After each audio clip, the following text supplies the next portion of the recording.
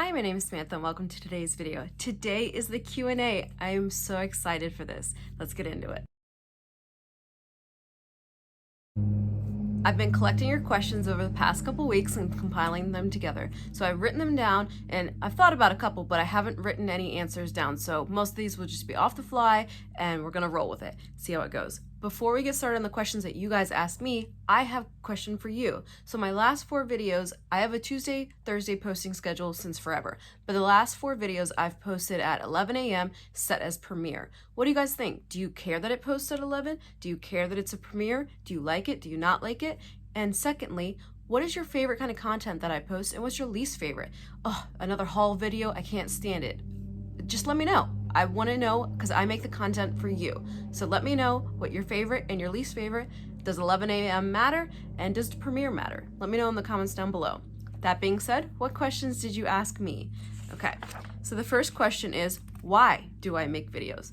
Well, my reason for making videos is that I started on Etsy making handmade cards, and I realized that that is not scalable. That is not possible to make enough cards, to make enough physical product as a single person to make an income or even half of an income. So there's different tiers of how profitable I would like to be. So the first tier is make enough money to just pay for my hobby, to be able to buy stuff. Like, be able to buy things for your hobby, be able to buy fabric, be able to buy stamps. So if I could make $100 a month profit just to be able to buy stuff, I'm cool with that. Second tier, if I'm able to support myself while working part-time, I'm cool with that too. Like, being able to be at home and support my passion and then just have to supplement it part-time, that's great. Now, if I could get to the star tier of supporting myself completely on my own, that would be fantastic. And that is why I'm slowly building myself up to eventually, hopefully, reach that goal. My goal is to get monetization on YouTube. That's why our goal is to get 1,000 subscribers. 1,000 subscribers by Thanksgiving is my goal. Once you have 1,000 subscribers, 4,000 hours of watch time, you can apply for monetization. Whether or not you get approved depends by the YouTube committee, but you can apply for monetization. So once I get monetized on YouTube, that's one step. Another thing is creating digital patterns. So if I can make a YouTube tutorial that gets monetized, so I get money off YouTube ads, and then I can create a pattern online. So I've created the tutorial one time. I've created the pattern one time. Even though I would only be getting low amounts of money from each of those singular things, the thing is that it's just background, I can't think of the word, but it's like just passive. It's passive income because it's just sitting there and just dollar, dollar, dollar, dollar, dollar. And then once you have $100, $100, $100, $100. So it's just slowly building. I know that I can't build this overnight. So that's why I'm starting now so that I can have it later for when I really want it. Anyways, sorry for that long answer, but that's why I make videos. And a YouTuber that really inspires me is Blair Lamb. She has an Etsy shop and she lives in Texas and she makes YouTube videos, and I've just been watching her journey and she inspired me a lot. And I actually wrote a bunch of papers about her when I was in college about how much she inspires me and how much she really when I started YouTube, so I am very perfectionist. I want everything to be perfect. And so it was very hard for me to start. But now that I've just jumped off the deep end, that I know that not every video is going to be perfect, but getting it done is better than not. And on that same regard, that's why I have a Tuesday, Thursday posting schedule, and I post every Tuesday and Thursday. It doesn't matter if you're on vacation, doesn't matter if you're sick, you need to post if you say you're gonna post. I post every Tuesday and Thursday. Now, if I didn't post a Tuesday and Thursday, nobody's gonna come after me, nothing's gonna happen. But you know what is gonna happen? My engagement's gonna go down. YouTube, the algorithm's not gonna like me as much because I'm not as active. So Tuesday, Thursday, I post every Tuesday and Thursday. Highs and lows. So I could take this many ways, like highs and lows overall, highs and lows every day, highs and lows every video. I'm going to take it overall. Overall, I am definitely in a high right now. I am so grateful for you guys. You have been such a supportive community, and I really appreciate all your likes, subscribes, comments. We hit 700 subscribers on Saturday, and last I checked, we were at 725. That is crazy. And then the video I posted on Tuesday, in one day, it almost had 100 views. It was at like 91, I think, when I last checked it. So we are definitely in a high right now. I'm so grateful. Things are going well. Now, like I said, monetarily, I don't make anything off of Etsy, YouTube, craft shows. I am not making an income. This is not my income. I have a full-time job. So this is just building up to hopefully making an income. A low, that's hard, but I would say there's a lot of lows. There's a lot of highs, there's a lot of lows. There's definitely lows at shows, especially when you hear, selling online, the great thing is you never hear what anyone says about your product. This is good and bad. It's good because you don't hear the, why does she think she can charge that much? When you're at an in-person show, you can hear everyone's nasty, rude comments under their breath as they're looking at your booth. And also, you can hear things that they say to you right to your face. So that is definitely a low. Or making all the effort to travel somewhere or to pay for a booth, and then you don't even make enough sales. And then the event operator's like, oh, how'd the show go? Was this such a good show? It's really hard to put on a good face when you do not make a profit and it wasn't really worth your time. But like I said, it's a slow and steady race. Lessons learned. I definitely think that perseverance is the biggest lesson. Don't give up. Just keep trying. But then also know your limits. So if you watched my show back in March when I went to, I was going to say Ocean City. That's not right. Virginia Beach. I thought I was ready to do like a hotel, stay the weekend show. I was not. I don't know if it was me or if it's just because our attendance was so low because of the Comic-Con going on in the same convention center and they took up all of our parking. Maybe I would have done better if it would have been on a different weekend. But that was a leap that I took and I fell. And that was definitely a low. And a lesson learned is I'm not ready for that yet. I need another year or two of building myself up, building my brand, building my audience, building my products, building my booth before I'm ready for another $1,000 weekend show that I need to make $2,000 to make it worth it. So just learning from your mistakes, changing from that.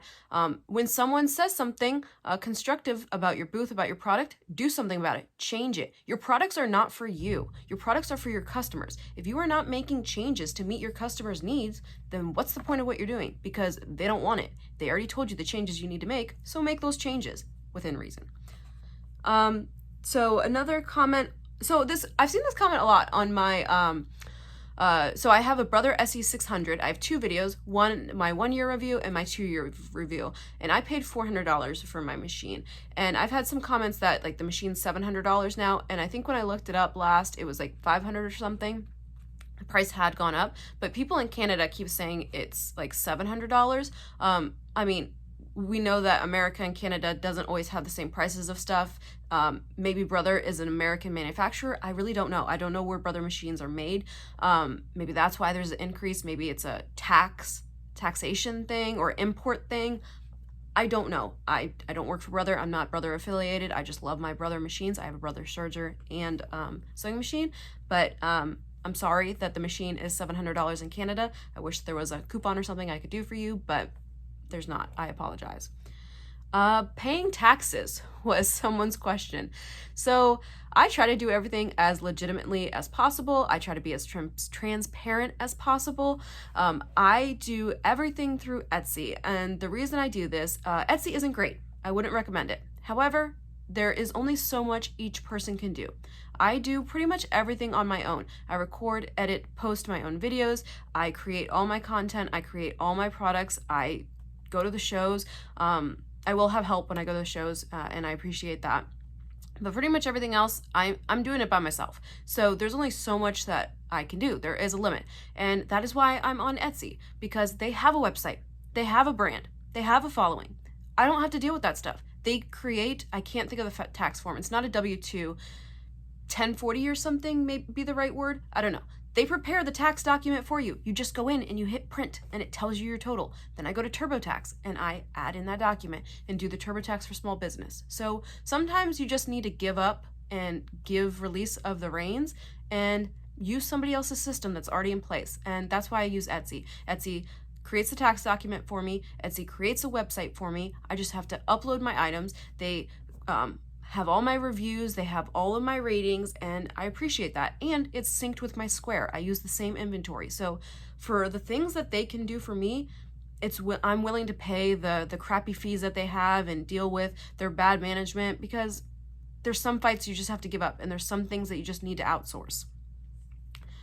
And then the next concern was making a profit after venue fees, material, and time.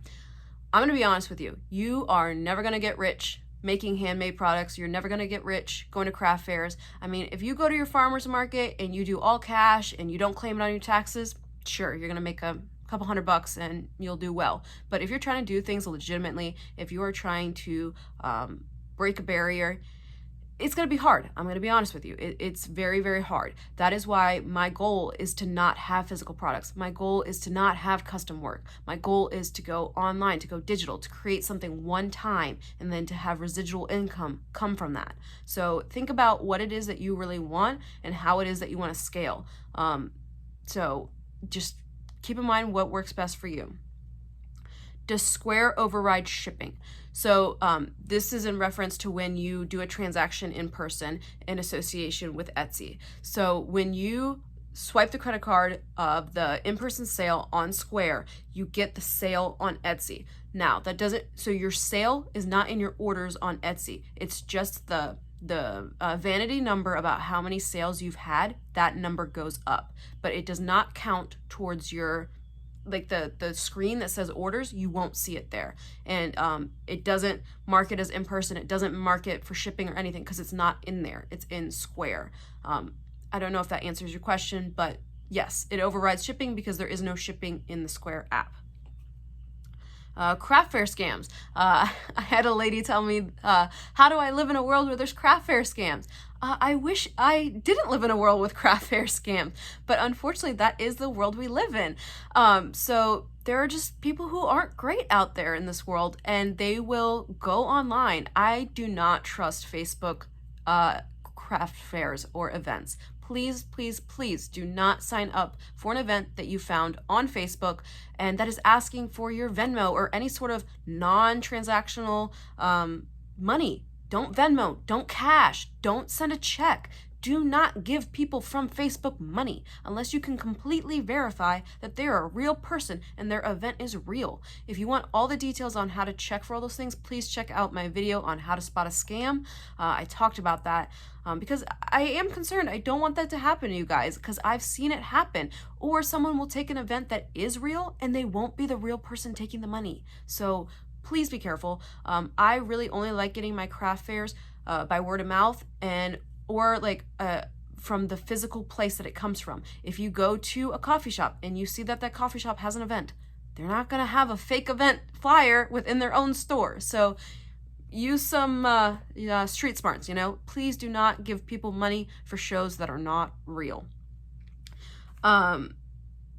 What is my opinion on the PE 800 or a larger hoop for the embroidery machine? So it totally depends on what it is that you're using your machine for. So my machine has a 4x4 printing embroidery hoop. So I cannot make anything that's over 4x4 inches. For me, it's been fine. I've been able to do everything that I need to do. I made like my shirts. I've made lots of different things and I love it. I think it was definitely worth the purchase. It would be great to have a bigger hoop machine, but I don't use my embroidery that much to make it worth it. If you are buying the machine for your business and that is something that you're gonna do and you're doing like sweatshirt designs, then yes, you need a machine with a bigger hoop because this isn't enough for the center of this is the max size. This is not big enough for the center of a sweatshirt or for a whole back design. Maybe you need a like 16 or 12 needled standalone embroidery machine. I don't know. It depends on what your machine is used for and what you want.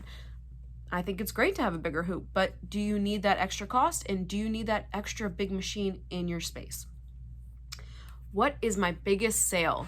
So if you guys remember, back when I first started doing shows as Tansley Paper Co., I created 6 tote bags to give to customers in person if they spent over $100. I have never given one of those bags out, and I've been doing shows since the beginning of 2021. Not a single person in person has ever spent over $100. Now, online, I have had some custom orders, all from people I know directly, that have been over $100, and that's like doing big orders of things, big like I did branded shirts for my friend for his company. Right now I'm working on the curtain order. That's over $100. So there's been no one big sale like in person or online. It's just been the maybe 5 or 6 custom works that I've done, but that also involved a lot of things. Like I did a lot of work. It wasn't something like they just clicked 5 of something that I have. I hope that answers the question.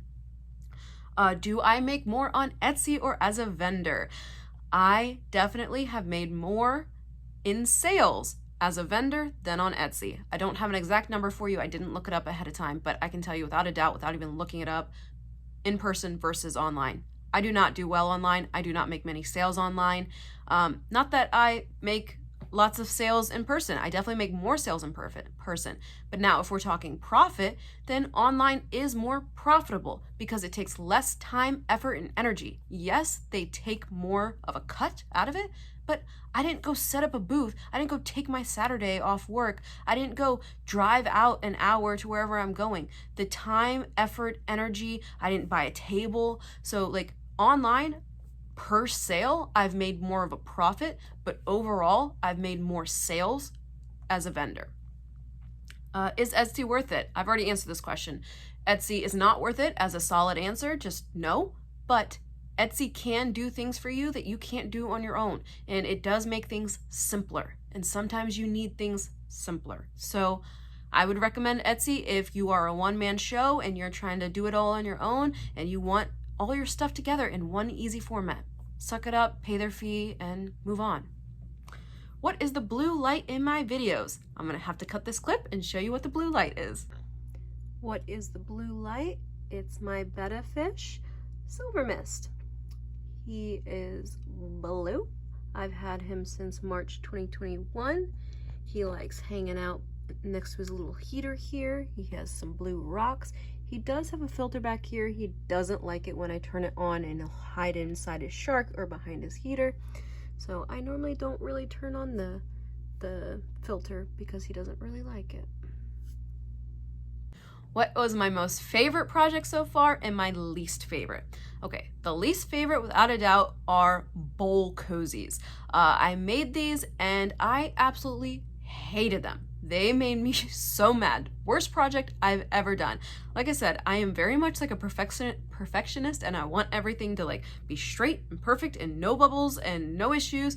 So yes, it was a very, very hard project for me. I did not like it. I've made a bunch that are functional but not pretty, and we use them in my house all the time, but I can't stand them. I hate looking at them. They make me so angry. And then I have probably 5 or 6 that are like half done because I stopped making them.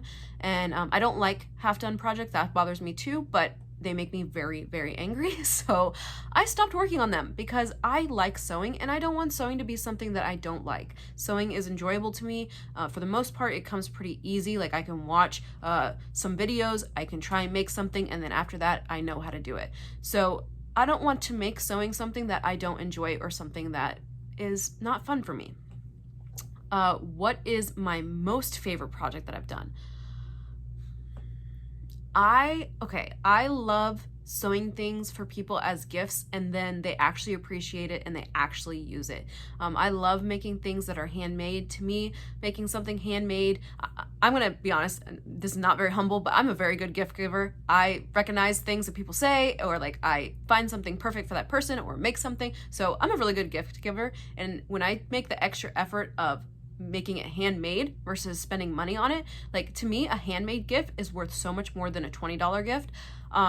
So when I see that person like open it and their eyes light up, or when I see them using it, like that's my favorite project. My favorite project is like sharing my skills with people that I love and having them enjoy the things that I make.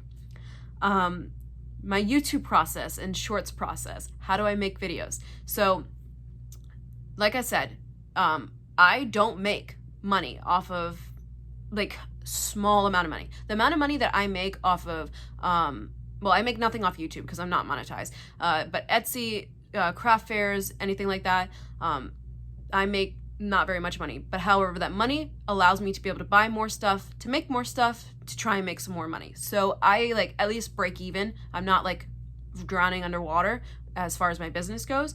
But so I try, because it's not making me money, it's not my full-time job, I try to not let it be all consuming in my life.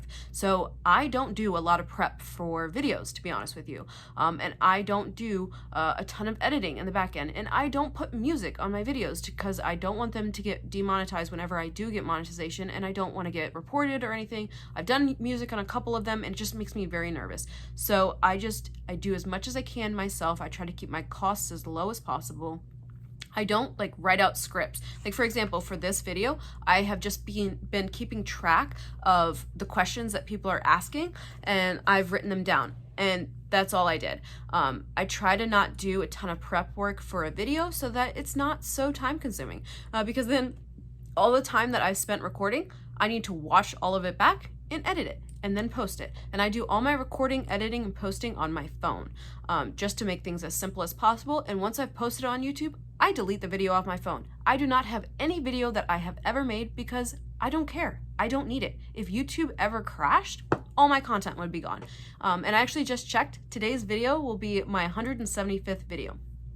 But I live in Northern Virginia. I see how many data centers we have. So I don't need my video saved on my phone, saved in my cloud, saved in YouTube, saved in YouTube's cloud. Why? Why are we wasting all of this energy, resources, data? Like, there's no point. We don't need more data centers. So I delete every video that I create. I do not keep it on anything, because why? Why do I need to keep it? It's not like I'm making vlogs of my life and it's something that I need. If I'm showing you guys how to make a scrunchie, I know how to make a scrunchie. I don't need it for later. So that's my philosophy. And then shorts, I'm not gonna dance. I'm not gonna do a dancing video. And I try to make things as simple as possible, like I said. So I like it when I can post it on multiple platforms. I have Instagram, Facebook, and YouTube. I only use Facebook in regards to when I post on Instagram, the accounts are linked and it will post on both. Other than that, I don't do Facebook. I don't open it. I don't like Facebook. So I don't use that. And I don't put music on the videos because then I can't use the same video on Instagram and YouTube because it won't let me download it.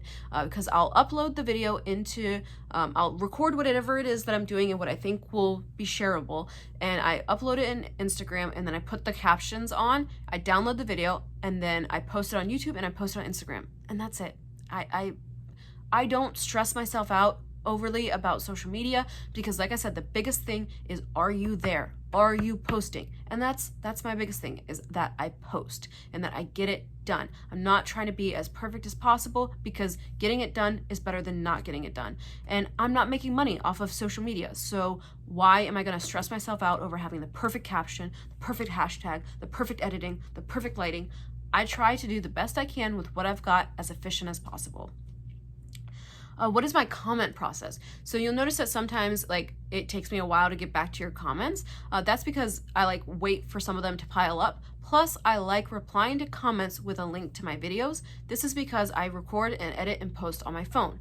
The way that YouTube, their content software works, in my phone, I cannot do the thing at the end of the video where like it links a video, and I also cannot do that black bar thing at the top. I can't do that on my phone. So my way around this and my way of linking all my videos together is by, in your comments, I try to reply to your comment the best possible, and then if I think that there's a video that you would like because you made some sort of comment, or if there's a video that answers your comment, I try and add that video, because then all of my videos are synced and linked together. So that's my process. It works for me. I don't open my laptop. I don't use my laptop for YouTube. I haven't used my laptop for YouTube in probably 8 months or so. So I'll go in and I'll do like a massive go through all the videos and add all those details that I just talked about, but it's not worth it day to day. Like I said, my biggest thing is record, edit, post, get it out there, let you guys see what you think about the video, and go from there.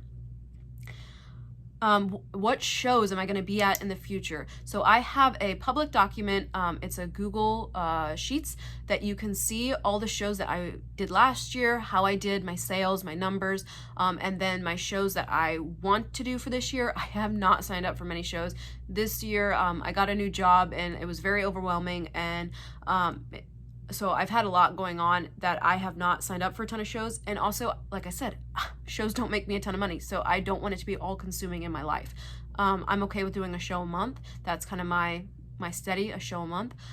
So I will have that document linked down below so you can check out what shows I am trying to be at next. The shows that I've paid for and have committed to being to are highlighted in green. Anyways, I hope that answers all of your questions. I've had so much fun sharing all of this with you. If you have any more questions, please let me know in the comments down below, and we'll be sure to do another do another one of these. I said in the last one that, I'm trying to find in my notes, if we get 800 subs by Labor Day weekend, so September 5th. How is it already September coming up? Okay, if we have 800 subs by September 5th, then we're going to do a live stream on September 6th. Let me know what time works best for you guys. Are you guys on East Coast time? I'm on East Coast time and I'm in Virginia. So let me know what time works best for you guys.